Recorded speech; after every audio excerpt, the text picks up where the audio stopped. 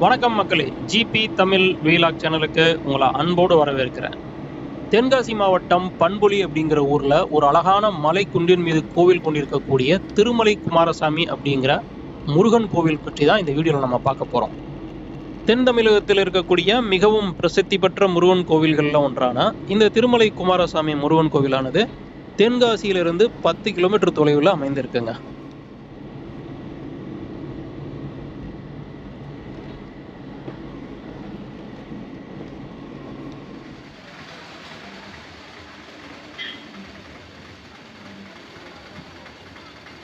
திருமலை குமாரசாமி கோவிலுடைய மலை அடிவாரத்துல தான் இப்போ நம்ம நின்றுட்டு இருக்கோம். நமக்கு முன்பாக தெரியக்கூடிய அந்த மலை உச்சியில தான் திருமலை குமாரசாமி கோவில் இருக்கு. மலை அடிவாரத்திலிருந்து கோவில் வரைக்கும் தார் சாலையும் இருக்கு, படிக்கட்டுகளும் அமைச்சிருக்காங்க. மலைக்கு மேலே செல்வதற்கு காருக்கு 50 ரூபாயும் மோட்டார் சைக்கிளுக்கு 20 ரூபாயும் கட்டணமா வசூல் பண்றாங்க.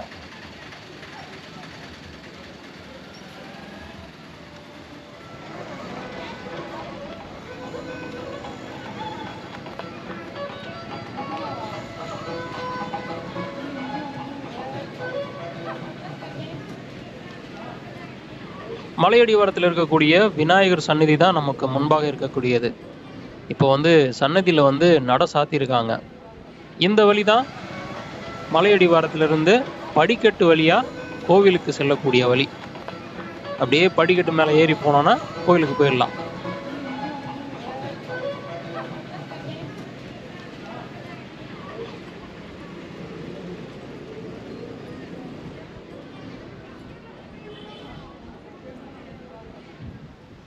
படிக்கட்டு வழியாக மலை ஏறும்போது இந்த மலையை சுற்றி இருக்கக்கூடிய அழகான இயற்கை காட்சியை நம்ம பார்த்து ரசித்தபடி மலை ஏறலாம்.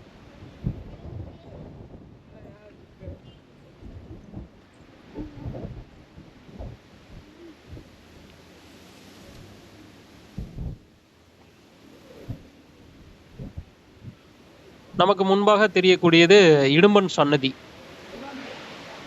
படிக்கட்டு வழியாக நம்ம மலை ஏறும்போது இந்த இடும்பன் சன்னதியை முதல்ல பார்த்துட்டு அதுக்கப்புறமா முருகரை தரிசனம் செய்ய போகலாம். இதுவே கார்லேயோ அல்லது மோட்டார் சைக்கிள்லையோ நம்ம மலை ஏறி வரோம் அப்படின்னா மேலேருந்து கீழே நம்ம இறங்கி பார்க்க வேண்டியது இருக்கும்.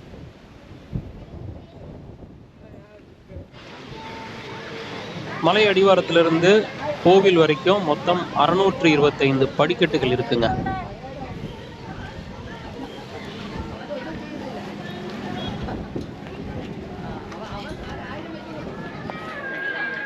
திருமலை குமாரசாமி தரிசனம் அருமையா இருந்ததுங்க. நமக்கு நேராக இருக்கக்கூடியதுதான் சுவாமி சன்னதி. அருள்மிகு திருமலை குமாரசுவாமியை நீங்களும் தரிசனம் பண்ணிக்கோங்க.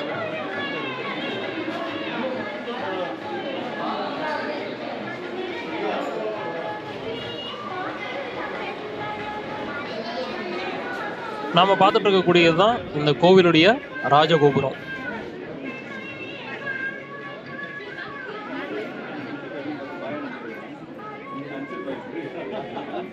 நமக்கு முன்பாக தெரியக்கூடிய இந்த வாயில் வழியாக தான் பக்தர்களை தரிசனத்துக்காக அனுமதிக்கிறாங்க. தரிசனம் முடிச்சுட்டு ராஜகோபுரம் வாயில் வழியாக வெளியே அனுப்புறாங்க. செல்போன் மற்றும் கேமரா போன்ற மின்னணு சாதனங்களை கோவிலுக்குள்ள எடுத்துட்டு போறதுக்கு அனுமதி இல்லை. நுழைவு வாயிலே நம்மள்ட்ட டோக்கன் போட்டு அதை வாங்கி வச்சுக்கிறாங்க. சாமி தரிசனம் முடிச்சுட்டு வெளியே நம்ம அதை வாங்கிக்கலாம்.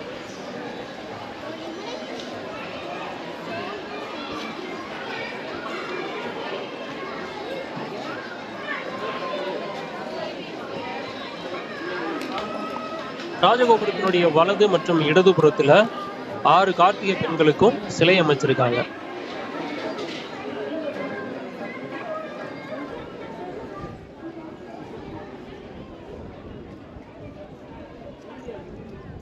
மயில் உருவத்தை ரொம்ப அழகா கல்லுலே அப்படியே வரைஞ்சிருக்காங்க.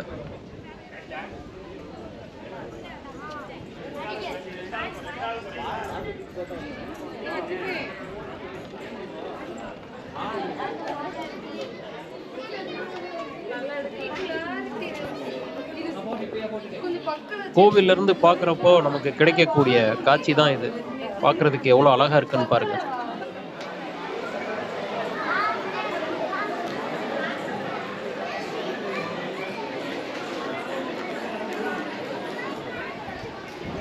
இந்த கோவில்ல அன்னதான மண்டபம் இருக்கு. தினந்தோறும் 100 பேருக்கு டோக்கன் முறையில் அன்னதானம் கொடுத்துட்டு இருக்காங்க.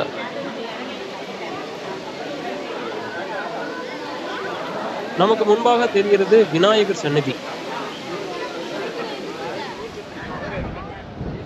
கீழ இருந்து பார்க்கும்போது சின்ன மலை மாதிரி தெரிஞ்சாலும் மலைக்கு மேல நம்ம பார்க்குறப்போ இந்த இடம் பிரம்மாண்டமா தான் இருக்கு. வாகனம் நிறுத்துவதற்கே நல்ல தாராளமா இடம் ஒதுக்கியிருக்காங்க. இங்க பாருங்க. அதுபோல பக்தர்கள் அமர்ந்து ஓய்வு எடுப்பதற்குமே இங்க நிறைய இடம் இருக்குங்க. காலை அல்லது மாலை பொழுதுல இந்த இடத்துல உட்கார்ந்து சிலு சிலுன்னு காத்தோட பொழுத கழிக்கலாம்.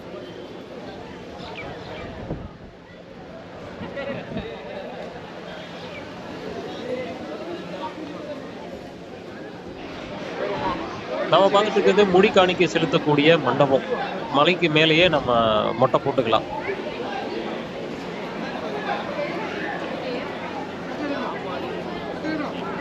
பொதுவா மலை கோவில்கள்ல பார்த்தோம்னா கோவில் மலைக்கு மேல இருந்தாலும் கோவிலுடைய தெப்பக்குளம் பார்த்தீங்கன்னா மலை அடிவாரத்துல தான் இருக்கும்.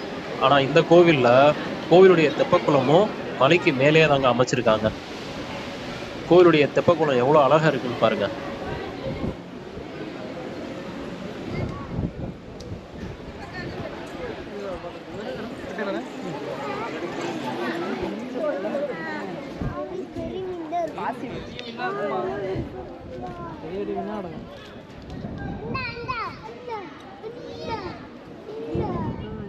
இந்த தெப்பக்குளமானது பூஞ்சுனை அப்படின்னு அழைக்கப்படுது.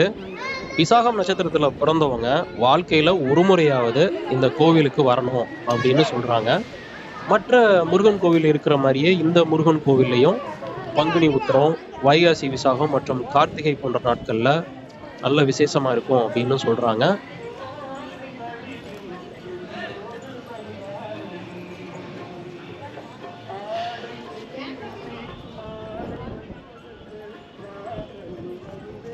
கோவிலுக்கு பின்புறமாக பக்தர்கள் ஓய்வெடுப்பதற்காக ஓய்வு கூடம் அமைச்சிருக்காங்க. நம்ம பார்த்துட்டு இருக்கக்கூடியதான் பக்தர்கள் ஓய்வு கூடம். கோவிலுக்கு வரக்கூடியவங்க காலை அல்லது மாலை வேளையில இங்க வந்தீங்கன்னா இங்க நிலவக்கூடிய சூழல் மிக மிக அருமையா இருக்கும். அதே நேரத்துல வெயிலும் நம்மளுக்கு தெரியாது. ஆனா நாங்க கொஞ்சம் தாமதமா வந்ததுனால லேசான வெயில் தெரியுது. கோவிலானது முழுக்க முழுக்க கற்களாலேயே கட்டியிருக்காங்க. இந்த கோவிலும் இங்க நிலவக்கூடிய சூழலும் இந்த கோவிலுக்கு வரக்கூடிய நமக்கு ஒரு மன அமைதியும் நேர்மறை ஆற்றலையும் நமக்கு கொடுக்கும் அப்படிங்கிறதுல எந்த சந்தேகமும் இல்லை. இந்த வீடியோ உங்களுக்கு பிடிச்சிருக்கும்னு நான் நம்புறேன். வீடியோ பிடிச்சிருந்தா இந்த வீடியோக்கு ஒரு லைக்கை போட்டு விடுங்க. இந்த மாதிரி வீடியோக்களை தொடர்ந்து பார்க்கறதுக்கு நம்மளோட சேனலை சப்ஸ்கிரைப் பண்ணி வச்சுக்கோங்க. மீண்டும் அடுத்த வீடியோவில் உங்களை சந்திக்கிறேன். நன்றி.